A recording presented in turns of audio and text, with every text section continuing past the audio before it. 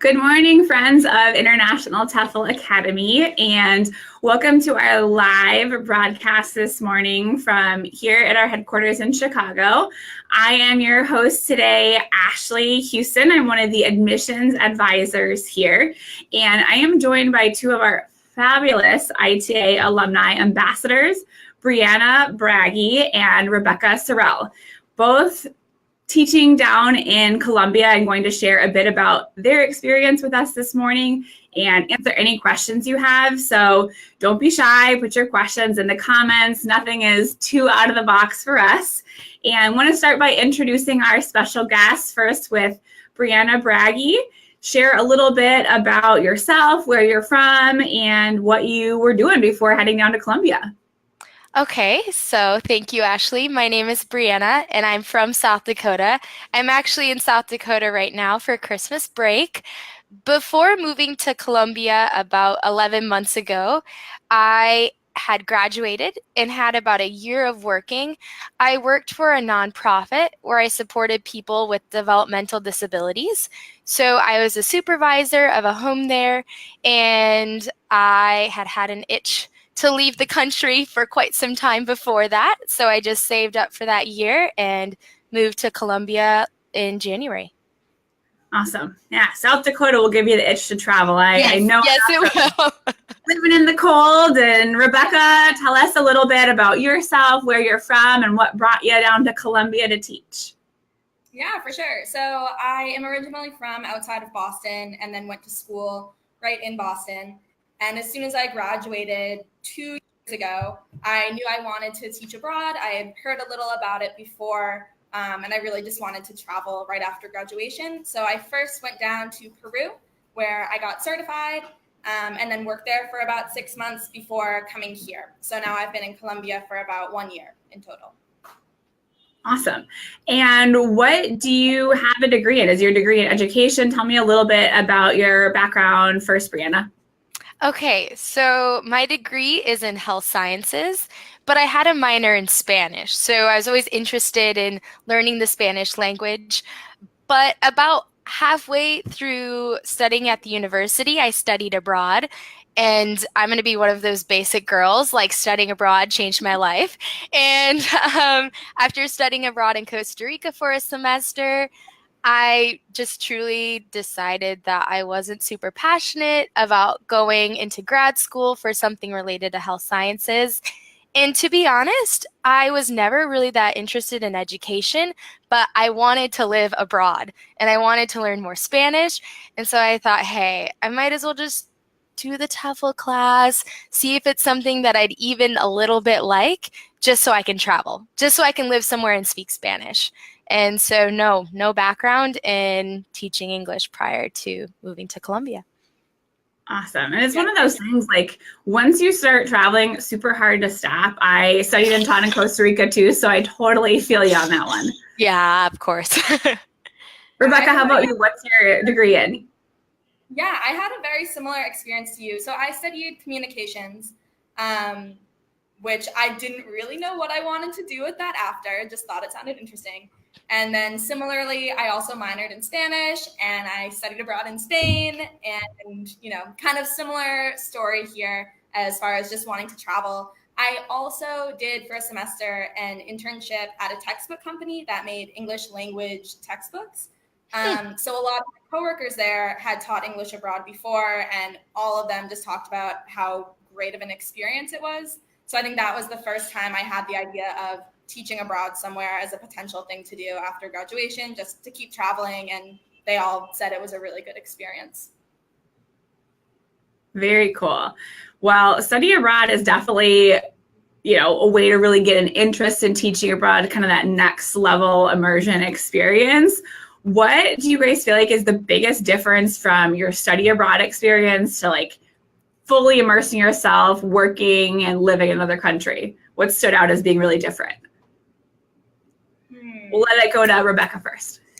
Yeah, all right. So I think when I was studying abroad, because I was in Spain, like I said, and I really used it as kind of a jumping off point to explore other parts of Europe. And I saw it as kind of a 4-month travel experience. So most weekends I was off in different cities or different countries, trying to really travel as much as possible. Whereas this time around, I really wanted to feel like I live in this city and really get to know it and spend my weekends kind of exploring around here. And I definitely do still try to do a lot of travel outside of Bucaramanga and in other parts of Colombia as well. But this time around, I wanted to feel more like I live here and not only was traveling through or using it as a jumping off point. Yeah. Teaching abroad's like next level stuff. Yeah, and I would definitely agree. Mm-hmm. Awesome. Well, Brianna, why don't you tell us about which TEFL certification course you took of ours and why you decided on that one? Okay, I decided to take the online one, and after talking to one of the advisors at ITA, I realized that I needed to be able to work full-time in addition to taking the online course. In addition to taking a course. So I realized that the online option would be the best for me, and it was one of the cheaper options at the time when I was looking. So it was great. It was hard because I was working a lot, but it allowed me to save money and to be in Colombia. So yeah, you get the best of both worlds, not having to leave your job, saving for your travels, and chipping away at 30 weeks. Not easy. You're right. It's not like, hey, I'm just going at my own pace doing it, but you're putting in the time. Exactly. Yeah. Nice. How about you, Rebecca? Yeah, so I kind of just wanted to get abroad as soon as possible, which is why I chose the on-site option in Arequipa. And I think, honestly, when I first went there, I wasn't even sure that I wanted to teach. I kind of took the course as, okay, this will be, 1 month that I'm in Peru and see if I like it. And I ended up really loving it. So it worked out for the best. All right. Well, and you got to explore a bit of Peru as well, I'm sure, before making the jump over to Colombia, which is fun. Yeah, so I've gotten to see a lot more parts of South America than I expected when I first kind of went down to Peru. Nice. Well, for those of you who are just joining in to our live broadcast today, you're not late. Don't worry. We're just starting to talk more about teaching English in Colombia with two of our alumni ambassadors, the fabulous Brianna and Rachel. And I want to hear a little bit more about Colombia. It's diverse country, totally different climate than South Dakota, where Brianna's from, and the people are nice. So what are some of the reasons you were specifically drawn to Colombia? Why don't we start with Rebecca this time? Okay. So I think, like I said, I was in Peru before. I had to go to a different country for visa things. And I think just talking to other teachers, everyone had amazing things to say about Colombia. I like that. I heard the accent was pretty easy to understand, which was good for my Spanish practice. And also just travel opportunities. They have everything, like the beach, the jungle, the mountains. It's kind of a mix of all that I could want. What drew you down there, Miss Brianna? I guess I'm very similar to Rebecca. It's so funny. But yeah, I had heard from a lot of people that the accent in Colombia is very clear. And since I was learning Spanish, I thought, hey, I need to live somewhere with that. Also, I really like the outdoors, so I like to go hiking. And so that particularly drew me to Medellin.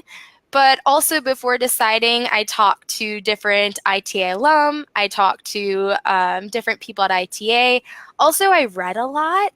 I was just reading different things about traveling in South America. And I was like, why is everyone saying that Colombia is the best place to travel? The food, the cost of living. There were just so many things that made sense for me. And I knew that if the cost of living was lower than the United States, that I'd be able to live in Colombia comfortably. And that was super important to me because I'd also considered places like Argentina.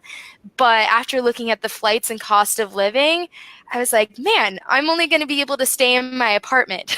Like, I'm not going to be able to live my life and travel and do things I want to do. So Colombia just made sense. Yeah, researching is a big part of it. It's not like the fun, sexy, adventurous part, but it's necessary to figure out like what is the best place for me and my goals and finances. So totally get it. You both already know that I'm headed down to Colombia in January, super psyched. So surprise audience and other alumni out there. I will be down there in January for anybody who wants to meet up and show me the ropes because it is such a buzzworthy country right now with so many of our alumni headed down there, and I can't wait to explore it myself. So share a little bit about Colombian people. Like, what is the hospitality like? Have they welcomed you? Do you have a lot of Colombian friends? Give me the insight, Rebecca.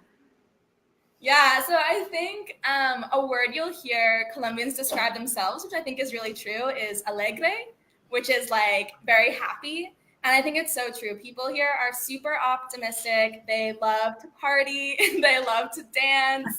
Definitely there's music playing at all times. It's one of my favorite things about being here, just walking down the street, any random store has music, has people sitting outside, talking, laughing. I think just the people are so warm and open in a way that I haven't seen anywhere else in the world. Yeah, definitely a festive and lively vibe happening down there. Brianna, what has been your experience with making local friends and getting integrated to the community where you live in Medellin? Okay, so I actually do have quite a few Colombian friends, and I'm really lucky to say that. Actually, quite a few of my Colombian friends I met because they were former students. I teach private English lessons in Medellin, and for whatever reason, some of them have left the company I work for and different things like that. So initially, when I moved to Colombia, that's how I made a lot of my Colombian friends. But also, I've met different people from literally sitting at a coffee shop, going out dancing with my friends. But yeah, I would say I have about the same amount of expat friends as I do Colombian friends. So I'm really happy to say that too. Awesome. Good to have a mixture, people that you can go out with and find all your American snacks that you're missing. Speak English when you're like, I just need a break from trying to improve my Spanish, right? Of course. And actually, a lot of my Colombian friends speak English. So I don't practice Spanish with them as much as I would like to, but of course, I do have some friends that I do practice a bit with. Yeah, more like the impromptu grammar teacher on the side is like, exactly. Awesome. Well, I know a question that we hear a lot of time from people who are deciding where they might want to go in Latin America is about safety. In general, when you travel, sometimes it's not predictable. So tell us a little bit about your experience down there, safety-wise, and how it compares to, living in a big city here in the U.S. Why don't we start with you, Rebecca, since you're from Boston? Yeah. So I've lived in cities basically for the last 6 or 7 years. It's definitely where I feel most comfortable. And I know a lot of people, you hear the word Colombia and people think like narcos, and they think like all these kind of Hollywood, usually negative stereotypes we have about life in Colombia. But I think the reality is it definitely was a violent place maybe 20 or 30 years ago. And I think it's important to acknowledge that history here. I've had some very interesting conversations with students and friends here about what life was like in Colombia when they were children or for their parents. But nowadays, I would say it has totally changed. I feel very, very safe here walking around at night, especially, even if I'm by myself or something. I have never felt worried at all. Obviously, normal city rules apply, like don't walk around with your cell phone waving around in the air or a bunch of cash in your hand, just kind of common sense. But I've never felt unsafe here at all. Awesome. Well, thanks for sharing your experience. I think there is a stigma still for some folks of what was happening down there 20 years ago. And it's nice to get a sense of those on the ground, like, hey, this is a booming market for teaching. It's a safe place to go. And yeah, still have your wits about you in the city as you're, moving about. But time changes and countries heal, and acknowledging that history is important, but shouldn't be, hesitant to go somewhere like that. Yeah, for sure. I think I've had a very positive experience here. And, I remember telling my mom that I wanted to go to Colombia. She was like, no, don't do it. Stay in Peru. Why do you want to leave? But I think in the end, she's seen that my experience here has been really good and very safe. And Brianna, with Medellin, a little bit bigger city than Bucaramanga, what has the experience been there? Yeah, well, I'm going to be honest. I got my phone stolen about like my 3rd or 4th month after living in Medellin. But to be honest, and this is what happens a lot, I got pickpocketed. Like I was out with my friends for the night and I was going to buy something and realized my phone wasn't in my pocket. So it wasn't some like dramatic, scary experience.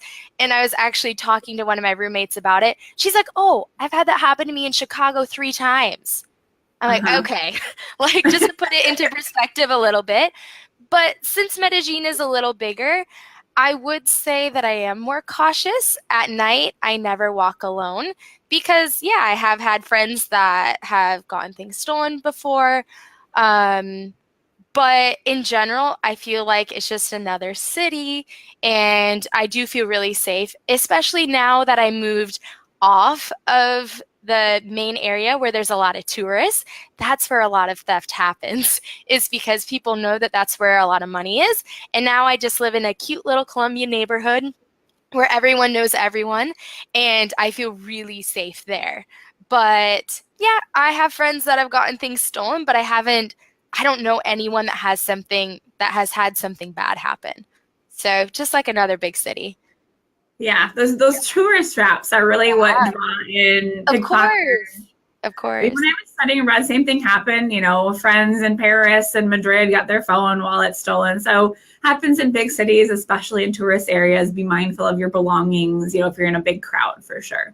Yeah. Yeah, I've had plenty of things stolen in Boston and in other cities as well. So it can happen anywhere. Mm-hmm. Well, I want to hear a little bit more about your individual cities. So maybe, Rebecca, you can share a little bit about what brought you to Bucaramanga and, why you love that particular city. Yeah, for sure. So I had never heard of Bucaramanga before coming here. It was a very unexpected kind of turn of fate to end up here. So I, like many people, originally planned on moving to Medellin and looking for work there. And I was kind of traveling around. I spent about 2 months in total just traveling around Colombia before I started working. And I happened to be on the North Coast at the time in Santa Marta after an amazing couple of weeks just on the beach there and exploring, having a great time. And I was with my boyfriend and we were kind of looking at buses to get down to Medellin, and we saw 16 hours from Santa Marta to Medellin. Oh, that's so far. Maybe we can stop somewhere in the middle to break it up. And we looked at the map and we saw, Bucaramanga, that kind of looks like a bigger city. Maybe we can stop there. It was only 8 a.m. So yeah, we decided to maybe we'll spend a day, 2 days or something. And when we got here, we just had a really good feeling about it. We spent a few days walking around, checked out some of the English schools, and we ended up getting some offers from schools and just decided to stay here. We did continue on to Medellin and kind of explored around there as well, but then we decided to come back here. I think we liked that it was a little bit of a smaller city, not quite so many tourists and foreigners. And, the weather is really nice, lots of natural beauty, a lot of the same things that Medellin has going for it also. Cool. Well, I'm sure people are wondering, oh my gosh, you can do this as a couple, as friends. What has been the experience doing this with your boyfriend? Have there been challenges? What's made it fun doing it with someone else? I think it's been really nice, especially for the first couple months when we're kind of getting settled in and things like, going out to dinner. I can go out to dinner with someone instead of by myself, and things like supporting each other. Definitely the visa process, that was really stressful at first. So kind of having each other to rely on to help each other out. And, things like looking for apartments, that I'd say is one of the biggest positives of coming with a partner, is that, we can afford to have our own apartment, just the two of us, since we split the rent. So yeah, there's been a lot of really great aspects of coming with someone. Yeah, you have that Insta roommate situation, which is nice. Brianna, how did you go about finding your roommate in your housing? Okay, actually, I've lived in a few different places. Initially, when I moved to Medellin, I stayed at an Airbnb for a month because you get a little discount if you stay somewhere for a month. And I'm really glad that I did that because I was just able to feel out the city, but I knew it wasn't anything permanent. And then after that, I heard of a Colombian website. It's called Comparto Apartamento. And the idea of that is it's a shared apartment. So it's mostly Colombians that have an extra room or two, and they typically are furnished, and then you rent per room. And so I did that for a few months as well. And that's when I was living in the more touristic area in Medellin. But I decided I wanted a more Colombian experience, a little cheaper of an experience too. So I actually looked on an expat Facebook page. There's a lot of different Facebook pages out there for expats and just for finding housing in general. And so I found it, found an apartment from one of those pages, and it's great. I actually live with two other Americans right now, which is kind of funny, but it's really nice because I moved in and is completely furnished. All the bills are included. If anything ever happens, I just text my landlord. Really, I'm just living a quite like sheltered life in this apartment because I don't have a lot of responsibilities with it, but I absolutely love where I currently live. It's nice when everything at home is easy and you're not having to worry about all of that. So good that you tried a couple different areas in Medellin. Tell us a little bit about the city for people who haven't been to Medellin. What does it look like? What are some of the cool aspects that someone should explore there? Okay, for sure. So geographically, Medellin's a really unique place because it's in a valley. So it's really, really beautiful because anywhere you look, you're seeing mountains. And one of the names that you will hear is the city of eternal spring. And people call Medellin that because it truly feels like a beautiful spring day every day. It's a little more rainy than I would say like South Dakota is, but it's absolutely beautiful, about like sunny and 75 every day. And because of the valley, once you leave the valley, there's a lot of places to go hiking, and which is something that I was really looking forward to. Also, the city is about 3 million people, which is around the size of Chicago, more or less. And I was really terrified at first about living in such a big city because the biggest place I had ever lived in was like 200,000 people. But I knew I wanted to live somewhere where I could find other expats, where I could have comforts of home since I had never lived abroad or even traveled abroad that much. And I found all of that in Medellin. Very cool. So I'm adding raincoat and sunnies to my checklist of things to. Yes, absolutely.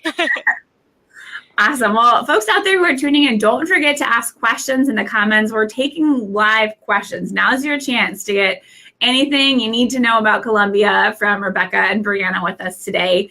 Let's dig more into the actual teaching. Like the heart of what you're doing down there is teaching English. So Rebecca, can you tell us a little bit about how many different schools you teach at and what the teaching experience has been like for you? Yeah, for sure. So I'll just preface this with saying, as I mentioned before, I never thought I wanted to be a teacher. My mom and my best friend are actually both teachers, and I always thought, like, that's for you, not me, until I tried it myself, and I actually ended up really, really loving it. So I work for two different companies. One of them is online, and one of them is in person. So in the mornings, I teach online to a company based in Korea. It's with adults. It's just audio only lessons. Most of the students just want to practice their kind of conversation skills, or sometimes they want to do a vocabulary lesson or a grammar or something like that. But so that's all online just from my house. And then in the afternoons, I teach group classes at a local institute here. So it's, again, teaching adults, or at least ages, 15 and up, so teenagers too. And the classes are very small, usually about 4 to 6 students. So it's really great. We can do lots of different activities, interesting conversations, games, things like that. And yeah, it's been really good. Very nice. So tell us a little bit more about the pay rate. Are you making more online, in person? What does that look like in terms of hourly wages? Yeah, so definitely I make more of my money online because those companies pay in dollars, so that's usually about $10 to $12 an hour that I make online. And then in person, the conversion would be probably about $7 an hour, which is still far above the minimum wage here in Colombia. Just with the currency exchange, it works out really differently. And then when I do also sometimes teach private students, which I just find either through friends of friends or, posting online, things like that, that I earn about $10 an hour also. Okay. So maybe like working 20, 25 hours a week total. Does that sound about right? Yeah, something like that. Maybe, 20 to 30, depending on how many hours I end up getting online, or if I have a lot of private students one week, it can definitely vary a lot. But yeah, definitely not working a full 40 hours a week. Or even, the full time in Colombia is actually 48 hours a week, including Saturdays. So definitely not working as much as most people in Colombia are. Mm-hmm. Yeah, a little bit more flexible and easygoing lifestyle than the cubicle life here in the States with the 9 to 5. Yeah, I mean, that's probably my favorite thing about my schedule here is that it's so flexible. My hours change all the time, which I really enjoy because I don't like kind of the routine of every day being the same. So I like that it changes, and I like that I have a lot of control over it, especially my hours online. I can really set those completely on my own. So it's really nice to have the flexibility. Yeah, and I'm sure people tuning in are like, oh my gosh, like $7 an hour compared to our minimum wage here. Are you able to pay your bills? What's that like in relation to the cost of living down in Colombia? Yeah, I mean, I definitely live very comfortably here. So basically the conversion from pesos to dollars, it's about 3,000 pesos to a dollar. So I earn roughly like around 3 million to 3.5 million pesos. Mm-hmm. And I live very comfortably on that. My rent ends up being only about maybe $200 or $300 that I pay, $250 a month. So it does work out pretty well with the conversion. Yeah, so for those in big cities here in the US who are like, oh my gosh, $200 a month for rent, like get me out of here, like looking at my monthly payments in Chicago and Colombia sounding pretty nice. Yeah. Yeah, I remember in Boston, I was paying $1,200, I think, for like a tiny room in a shared apartment. Whereas here we have our own like 1-bedroom apartment all to ourselves that we pay, $250 each for a month. Well, living the dream indeed. And Brianna, I know people are super excited to hear about what teaching in Medellin is like. So tell us about how many schools you teach at. I know you're not down there right now, but let's reflect on heading back there soon. Yes. Okay, perfect. So I actually work for 3 different companies. 2 of them are online. So one I teach with in the mornings, early in the mornings. It's a Chinese company called Dada, and I teach Chinese children. So we use a platform where I'm able to see the students and we follow a lesson plan. So it doesn't require me to do a lot of planning outside of working, which is really great. But I do have to do goofy things like singing, and I have puppets, but it's super fun. And I do that for about 9 hours a week. Unless I'm feeling a little broke, then I pick up some extra part-time hours. But that's from about 5 in the morning until 8:30. So I do that 3 days a week, which is great because I get paid good and in US dollars. And then the other company that I work for, they're really flexible. It's a Japanese company, and I have Skype lessons with adults. And it's really flexible because all I have to do is open my schedule for whatever hours work best for me, and students select classes from there. So it's a little unreliable for pay because there's some weeks, students might be on vacation or just busy or at work, and I may not be teaching a lot. But at the same time, I can be teaching a lot if I choose to. So they're very different companies, but both pay me in US dollars, which I love. Yeah, teaching online is like the hottest new thing. You guys are down in Colombia teaching Japanese, Korean, Chinese students, which is probably like, wait, what? Right. Making good money, even though you have to be up a little bit early in the day. How much an hour are you making teaching online, Brianna? With the one company, I make about $16.50, and then that's the Chinese company, and then the Japanese company I work for, I make $7.50 per 25-minute session. So a little over $14 an hour. Nice. And you still have time, it sounds like, to learn Spanish. I know both of you minored in Spanish. The goal was to make some moves linguistically there. How are you learning Spanish informally and formally while down there? Rebecca, let's start with you.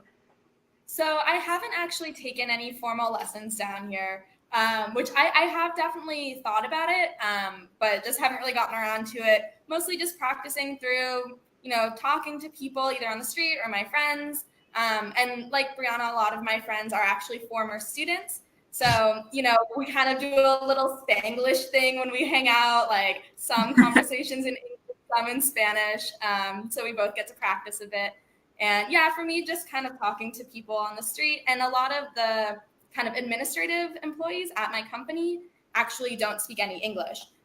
So, when I have to do things like talking about my contracts, talking about my salary, things like that, that's all in Spanish. So definitely a way to learn really quick when your salary and visa are at stake. Yeah, a full immersion method will get you, just like, you use it for teaching English and people figure it out along the way. The same goes when you're in a new country. Even if your goal maybe isn't to learn Spanish, you pick things up when you want to make sure you're buying shampoo and not laundry detergent for your hair. Yeah. Hey, it's a mistake I made, so, it happens. What about you, Brianna? It sounds like you've been taking some Spanish lessons. Yes, I actually have taken formal Spanish lessons. I was also going to mention I work for a private English company in Colombia as well, in addition to the 2 online. But this company doesn't provide me with a work visa. It's actually very difficult for companies to sponsor people for work visas here because they require the government requires them to have a lot of money and to have a lot of logistical things figured out, and my company doesn't. So since they don't provide me with a work visa, I needed to find another route. So what I decided to do is to get a student visa. But in order to get a student visa, you need to be at a university and you need to be there 10 hours a week learning Spanish. So before returning home now, I was doing that for about 6 months. And I got really lucky because I actually got a scholarship from my university. So they covered all of my fees, my books, and everything for these classes. But prior to studying at the university, I had a private Spanish tutor. I actually found her online. A friend recommended me to look on a website, and I found her. And now that I'm back home, a little nervous about losing some of my Spanish. So her and I are just now having Skype lessons a few times a week. So it's been a really good experience for me.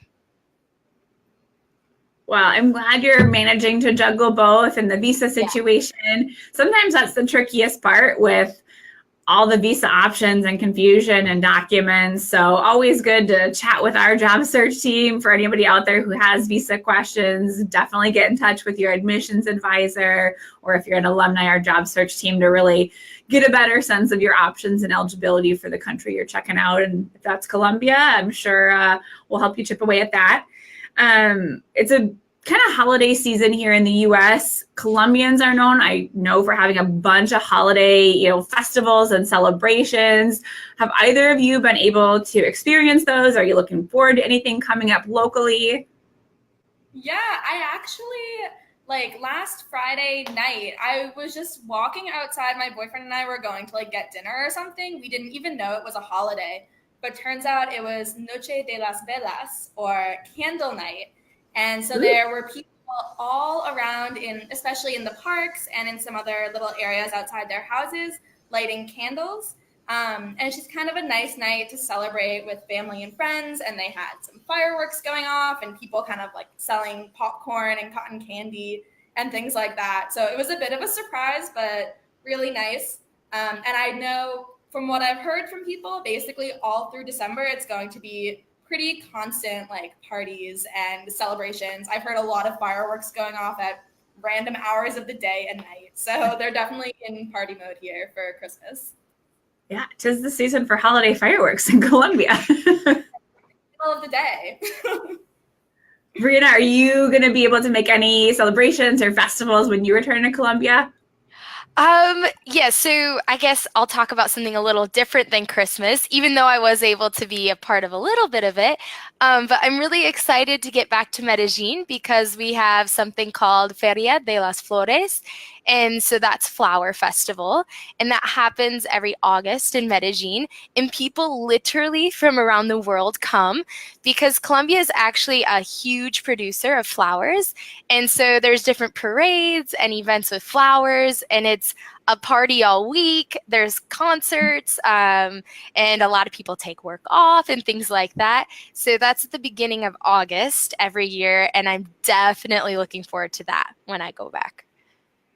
Well, I'll bring my flower crown then for my visit. Get some extra use out of that. The trend isn't just for Coachella these days. Right.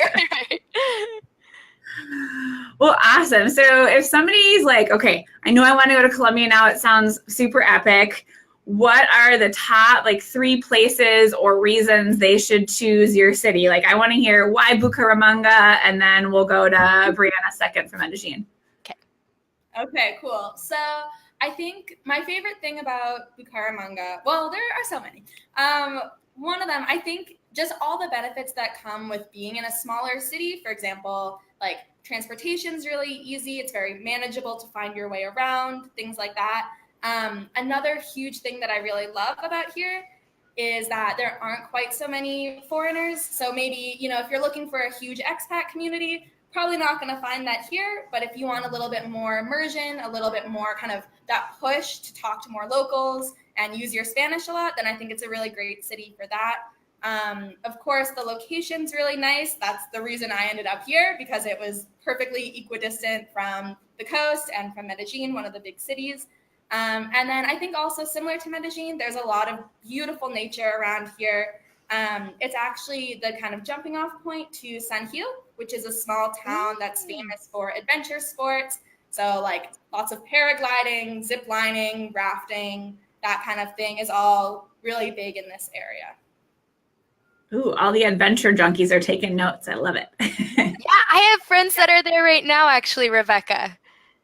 Oh, no way. Cool. Yeah, they're going paragliding today. It's crazy. I actually found out Bucaramanga as a city is known as the paragliding capital, and it's famous for paragliding enthusiasts even around the world. There's one area where every day you can see people with their little parachutes going up. And I did try it out. It was very fun. That's so cool. You're still on my list, you guys. I gotta hit it up down there.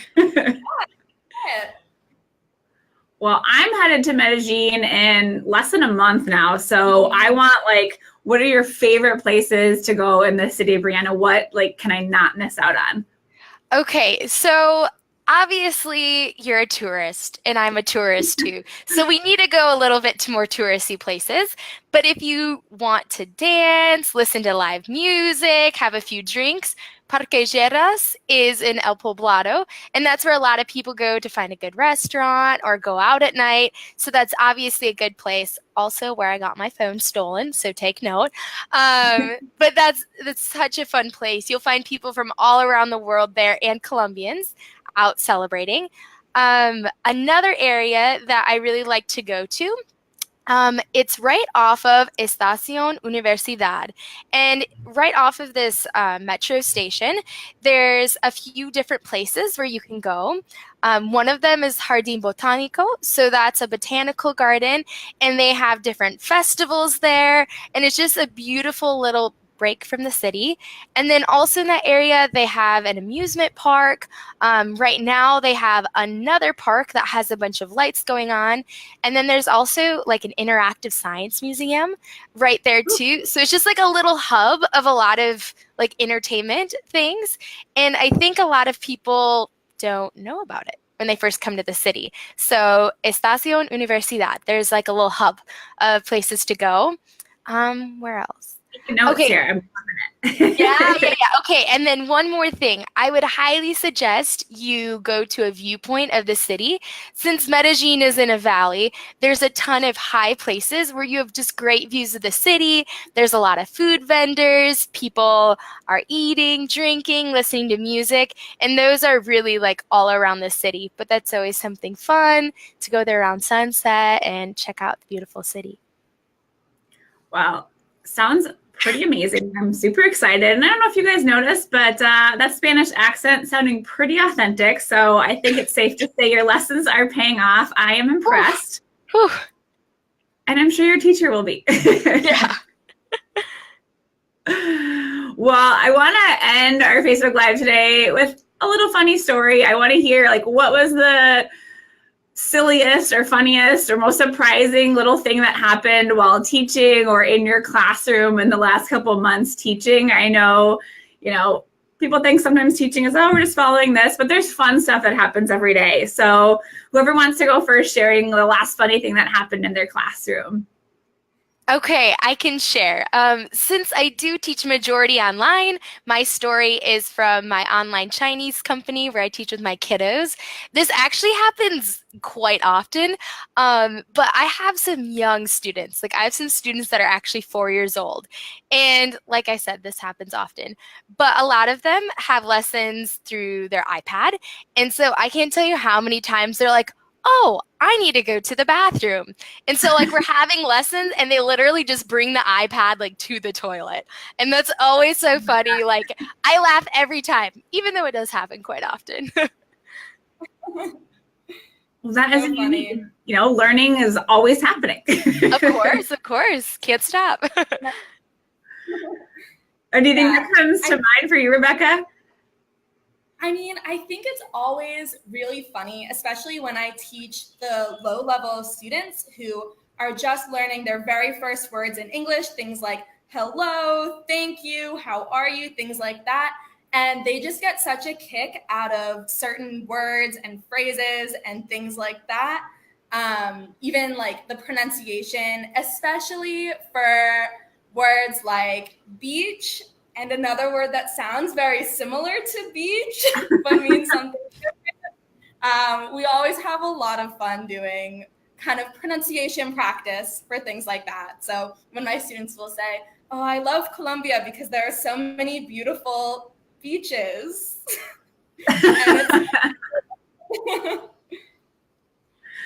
Yeah, that pronunciation always gets me too. A friend of ours was trying to describe a shirt and said, oh, what a beautiful pineapple shirt. I'm like, pineapple? Oh, pineapple. Okay.